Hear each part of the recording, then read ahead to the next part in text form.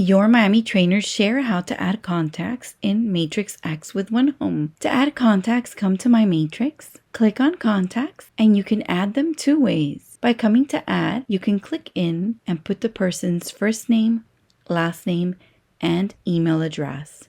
These items in the yellow gold tone are the required ones, but you can add additional information as seen on screen, and then click Save. Another way to add several contacts at a time is to come to My Matrix, Contacts. Click on the down-facing arrow and import your contact. You can simply come and choose the file that you may have exported from another system or have created to click to import.